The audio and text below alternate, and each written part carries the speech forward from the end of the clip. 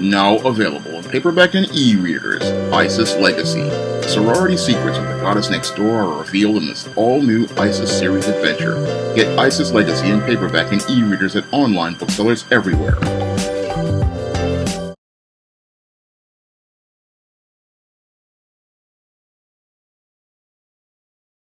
Now, Martin Luther King and Coretta Scott King are considered to be one of the great black couples of the 20th century.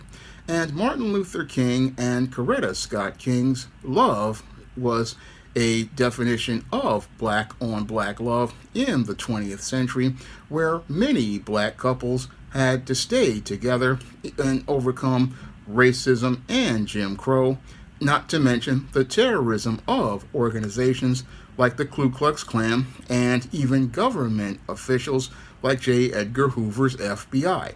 And Martin Luther King basically got involved with Coretta Scott when he was in Boston. And as Martin Luther King was in Boston, he had run into a mutual friend of both people, Mary Powell, who gave Martin Luther King her phone number. And because Martin Luther King had asked about girls on campus, and Mary Powell gave him the number of Coretta Scott. And after he made a call, he went out with two of women, Coretta Scott and another woman. And while he went out with that one woman, he wasn't impressed by that woman and eventually got involved with Coretta Scott. And ironically, what happened was Coretta wasn't really interested in Martin Luther King at the beginning, even though Mary Powell told him that he had a promising future as a minister. But the reason why she possibly wasn't interested is because Coretta Scott herself was pursuing a career in music. She had got a scholarship to be at the New England Conservatory of Music in Boston, and she aspired to be a singer. So she really possibly wasn't interested in him because of her interest in music and pursuing a musical career, and him being a minister, and him coming from a different way of life. Now, in their first meeting, again, she really wasn't impressed, possibly because she was 2 years older than Martin Luther King. And with her being 2 years older, eventually what happened is that after that first meeting, she then had another outing with Dr. King and readily accepted his invitation to go with them to a weekend party. And from there, this is where they started to pursue a courtship. And eventually, after that, after seeing each other for several months, this is where Dr. King then wrote his mother and told him that he had met his wife. And this is where he was considering getting serious about getting involved with Coretta Scott, and was really serious about getting involved with Coretta Scott because in those days when a man was interested in pursuing a woman, due to the official rules of courtship established by patriarchy, I go in depth on this in my book, The Woman Crisis. When a man is serious about pursuing a relationship with a woman, this is where he tells his parents this is a woman he's considering to be his wife, and wants to bring that woman to meet his parents and be vetted by their parents. And this is where Dr. King decided to bring Coretta Scott to his parents to meet them. And that was a serious event back then. When a man brought a woman to meet his parents, that meant he was really serious about committing to that woman and looked to, again, be with that woman. And this is where she met the family. And the family was able to go out here and read Coretta Scott and vet Coretta Scott. And after they read and vet Coretta Scott, they basically saw that she was someone who would be the right woman for Dr. King. However, the only thing that they had an issue with was Dr. King, again, was aspiring to be a Baptist minister. And with Dr. King aspiring to be a Baptist minister, it would not look optically good for his wife to be a woman looking to pursue a music career, because the music business in and of itself is a business where women are around a lot of men, and they are around a lot of people looking to create images that make that woman attractive. And again, that runs optically diametrically opposed to what a relationship would be with the church, where a woman is supposed to love her husband as she loves the church, and she needs to submit to the authority of the church. And basically, after Coretta Scott was told about this, this is where she had to make the decision to either go and sacrifice the man that wanted to marry her, or sacrifice her career. And in 1952, this is where she had to make that decision, and she eventually wound up making that decision to sacrifice her music career to go out here and marry Dr. Martin Luther King, and decided to go out here, and after getting the blessing and approval of Martin Luther King's father, this is where eventually they wound up coming together in marriage on Valentine's Day. They made the announcement to then get married on Valentine's Day in 1953, and then eventually, after making that commitment, Coretta continued to again go out here and consult with her family, because it's all about courtship. But eventually, again, once Martin Sr. did get that blessing, and Martin declared his intentions to get his doctorate, this is around the time of 1953, they eventually decided to come together. And again, they got married on June 18th in 1953 on the lawn of Coretta Scott's mother's house, and the entire ceremony was performed by Reverend Martin Luther King Sr. And Coretta vowed to go out here, and again, she had a vow removed to obey her husband, which was quite odd. But again, under the order of God, a woman is supposed to submit to the authority of her husband. But both of them came together, and as they came together, Coretta Scott King then supported Dr. Martin Luther King in his quest to go out here and pursue be a part of the leaders of the civil rights movement. And as he became one of the leaders of the civil rights movement, Coretta Scott was at his side as they were going to participate in the Montgomery bus boycott, and Martin was elected the leader of the protest movement. So Coretta Scott was helping to meet Martin's needs as he was in the middle of his activism. And in the middle of that activism, Martin Luther King had a wife who was right there at his side, being a helpmeet with him, helping him in the cause of fighting for civil rights. And as they were fighting for civil rights, they built a home and a family where they had their first child, Yolanda, in 1955. And as they were building their family, eventually Coretta Scott was working hard with Dr. King, who was on the road in the protest for civil rights, maintaining their home. And as they were maintaining their home, they had to deal with a lot of hardships as related to dealing with a lot of racism from people as they were looking to continue with their campaigns, and had to deal with a house bombing in 1956, an act of terrorism that basically wound up with their home being bombed in 1956.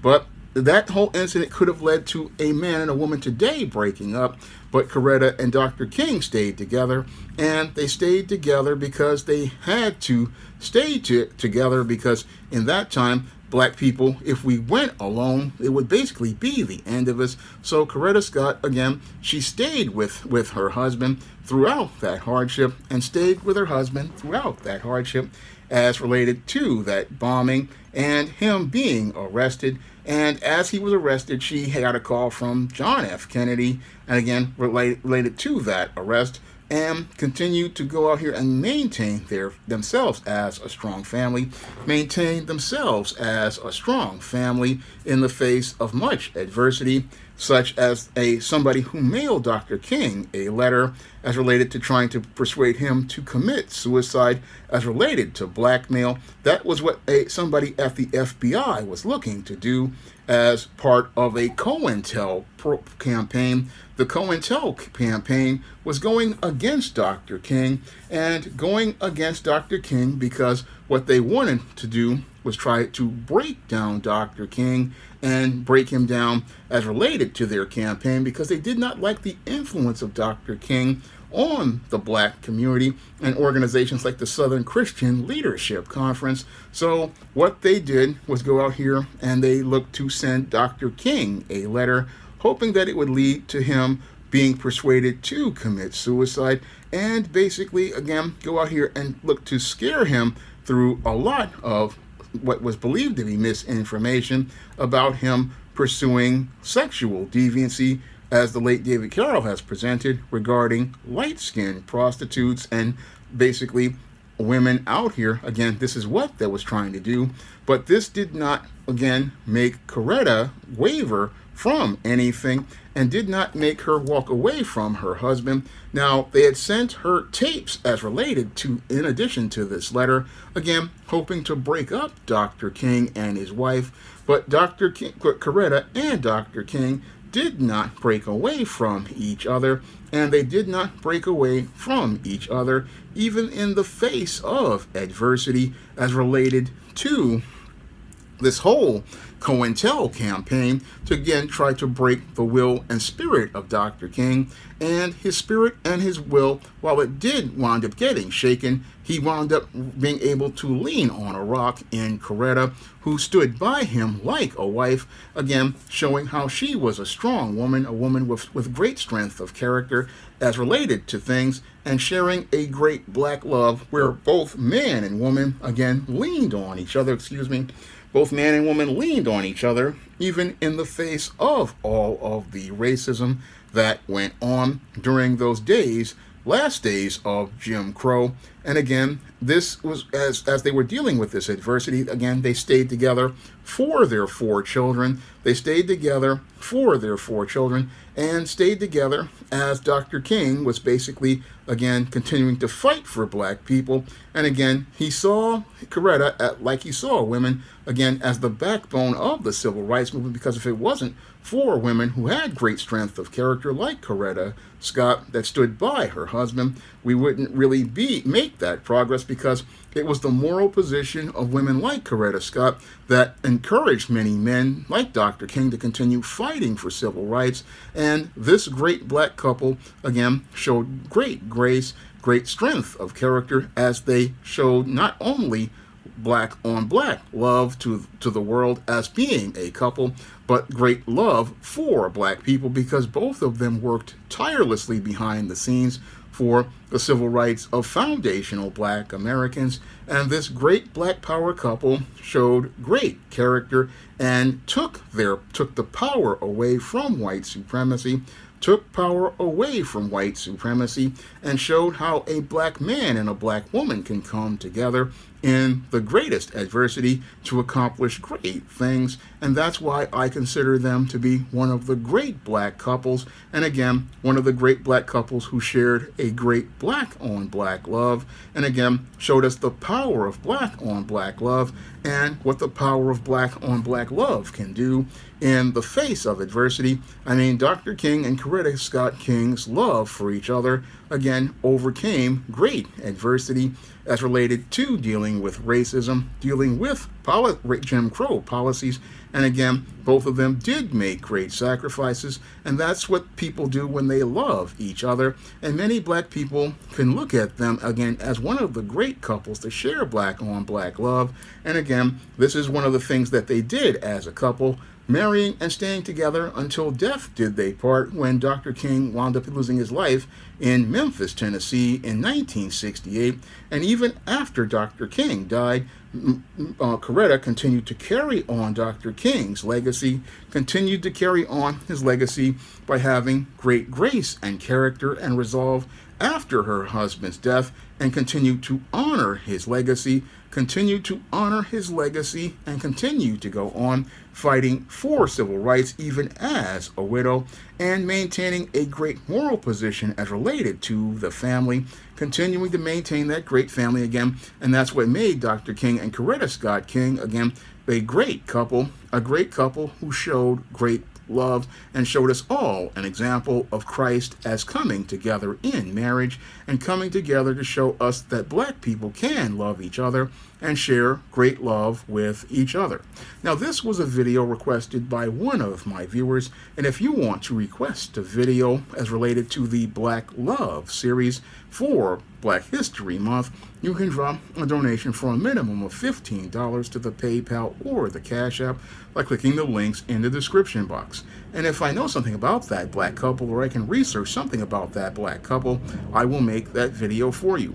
And if you want to see some great positive examples of black on black love, you can pick up several books in the SJS Direct imprint, such as my black romantic comedy, A Recipe for Success, my screenplay All About Marilyn, my novels The Temptation of John Haynes and Spinsterella, and Esteem, The Sands of Time. All of these books show great examples of black on black love, and I also have a lot of positive black fiction on the SJS Direct imprint in the ISIS series, the Esteem series, the John Haynes series, and books in that Spinsterella trilogy. And all of those books are available in paperback and e-readers on Amazon.com. And you can find them all by clicking the link in the description box, or you can go to other online booksellers like Draft to Digital, Google Play, Barnes & Noble, and big box retailers like Walmart and Target. That's all I have to say for this video. You can comment, rate, and subscribe. Now available in paperback and e-readers, Spinsterella. Discover the dark side of love in this goth and lovely romance with Spinsterella. Get Spinsterella in paperback and e-readers at your favorite online bookseller today. Now available in paperback and Kindle Unlimited, Isis, Imitation of Life.